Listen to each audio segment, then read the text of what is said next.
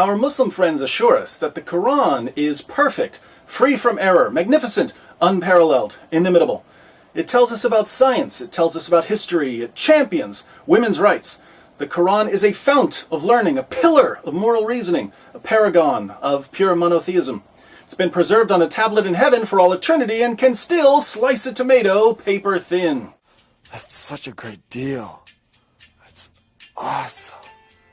Imagine our surprise then when we open up the Qur'an and find it riddled with more holes than a donut shop, more errors than a Pittsburgh Pirates baseball season, more fallacies than a Zakir Naik lecture, and more corruption than the Dearborn Police Department. Disappointed! The Qur'an's many, many errors fall into three main categories. There are factual errors. These include scientific errors, historical errors, mathematical errors, and so on.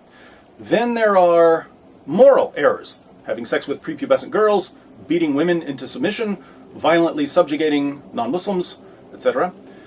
And there are theological errors. God is the greatest of deceivers, God doesn't love unbelievers, things like that. If you ever carefully examine one of these errors and you try to discuss it with your Muslim friends, you'll notice the same three-step process almost every time. Step number one. Finding a problem passage. As you're reading the Qur'an, you spot something that's obviously false or totally immoral.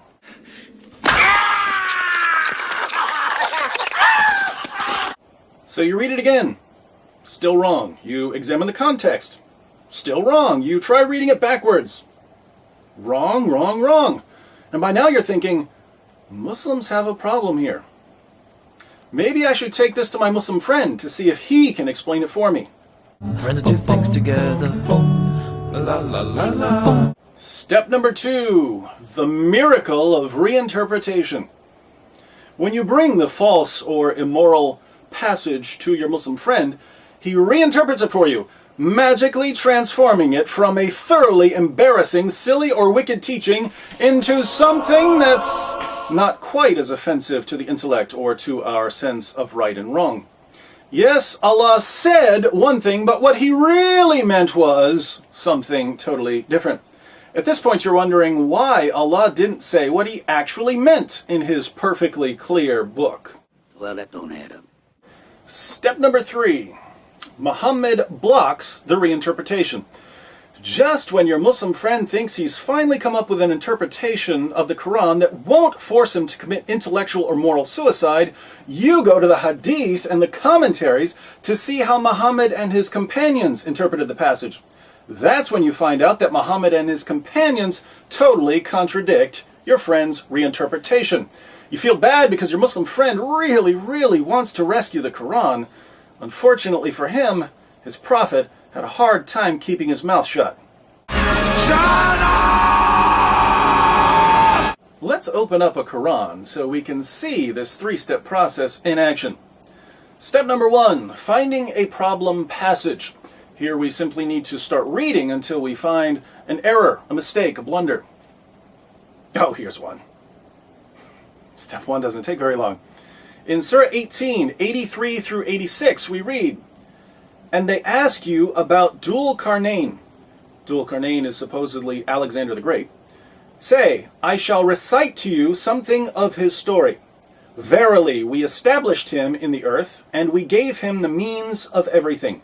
So he followed away, until when he reached the setting place of the sun, he found it setting in a spring of black, muddy, or hot water, and he found near it a people."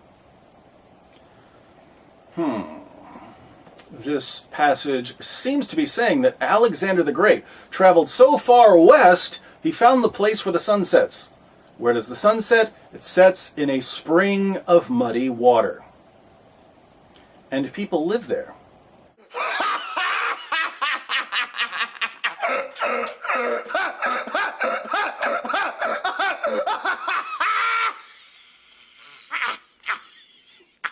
Let me read a few more translations of Surah 1886 to give you a feel for what this verse is claiming. Pickthall translation. "Till when he reached the setting place of the sun, he found it setting in a muddy spring and found a people thereabout. Yusuf Ali. Until when he reached the setting of the sun, he found it set in a spring of murky water. Near it, he found a people.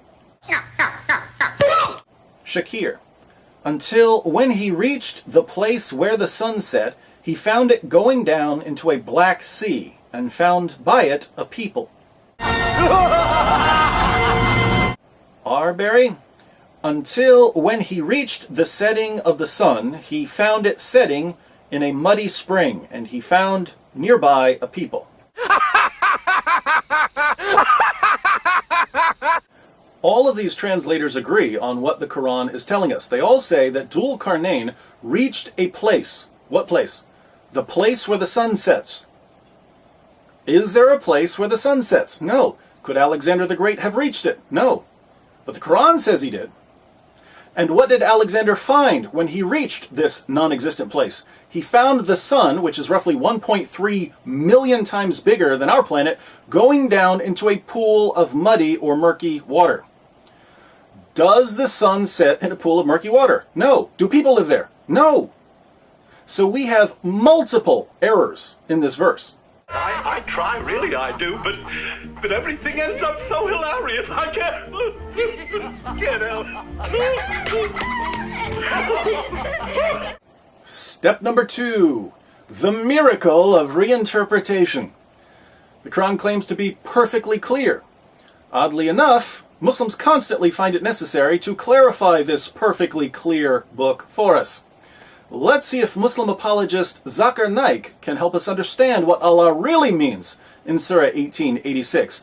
What's Allah really trying to say when he tells us that Dhul Qarnayn reached the place where the sun sets? When we say sunset, sunset can be taken for time. If I say the sun sets at 7 p.m., I'm using it for time. If I say the sun sets in the west, it means I'm taking it for place. So here if you use the word Maghrib for time, so Dhul Qarnayn not reached that place of sunset, use it at time. He reached at the time of sunset. The problem is solved. Oh, so when Allah tells us that Alexander reached the place where the sun sets, he actually means that Alexander reached some unspecified place as the sun was setting. Now it makes sense. Apparently Allah just couldn't get the words right the first time around. That's why he sent Zakir Naik to make a few corrections. Thank you, Dr. Naik. Well, I'll be a son of a gun. Now that we've got that cleared up, it shouldn't be much of a problem for Dr. Naik to explain what Allah really means when he says that Alexander found the sun going down into a pool of murky water. The Arabic word used here is, it is wajada, meaning it appeared to Dhul Qarnayn. And Dr. William Campbell knows Arabic. So wajada means, if you look up in the dictionary also, it means it appeared. So Allah subhanahu wa ta'ala is describing what appeared to Dhul Qarnayn. Allah says that Alexander found the sun going down into a pool of murky water, but he really means that Alexander saw some kind of optical illusion. The sun wasn't really setting in a pool of murky water. Alexander just thought it was. Maybe he saw a reflection in the water, and he'd never seen a sunset before, so he got a little confused. Easy mistake. Thank you very much for this information. I'm kind of pressed, sir, so I'm going to run along. Bravo, Dr. Naik. Bravo. I'm sorry, sir. Just one more thing. Step number 3. Muhammad blocks the reinterpretation. Sunan Abu Dawud, 3991. Abu Dar said, I was sitting behind the Apostle of Allah, who was riding a donkey while the sun was setting. He asked, do you know where this sets? I replied, Allah and his Apostle know best. He said, it sets in a spring of warm water. It sets in a spring of warm water. Where does the sun set? According to Muhammad, it sets in a pool of water. So is there a place where the sun sets? Sure there is. Could we reach this place if we traveled far enough? No reason we couldn't. Make 'em laugh, make 'em laugh, make 'em laugh. Now, how are Muslims going to reinterpret this one?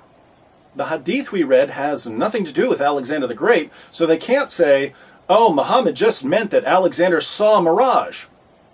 Nor can they say, well, it means that Alexander reached a certain place at sunset. In this Sahih narration from one of Islam's most trusted collections of ahadith, Muhammad, not Alexander the Great, not Zakir Naik, Muhammad tells one of his companions about the sun. He's imparting some of his prophetic knowledge. He asks Abu Dar, do you know where the sun sets? Abu Dar says, you know, you're the prophet here. And Muhammad tells him it sets in a pool of water.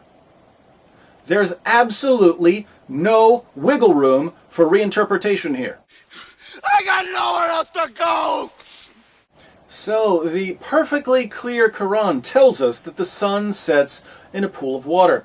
Zakir Naik comes to the rescue and says, no, the Quran can't possibly mean that. But he's immediately corrected by his prophet, who says, stop it, Zakir, that's exactly what it means. Turns out then that Zakir Naik hasn't defended Islam at all. Instead, he's insulted both Allah and Muhammad. He insulted Allah by telling us that he can speak more clearly than his God, and he insulted Muhammad by claiming to be a better interpreter of the Quran than his prophet. How dare you! If you really believe that the Quran is the word of Allah, and you really believe that Muhammad is a prophet, your response to people like Zakir Naik should be, how dare you? How dare you try to correct Allah or his prophet? Allah tells us that Dhul Qarnayn reached the place where the sun sets, so he did.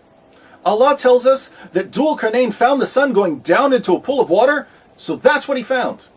Muhammad tells his companion that the sun sets in a pool, so it does. We Muslims trust in Allah, not in the science of the kuffar.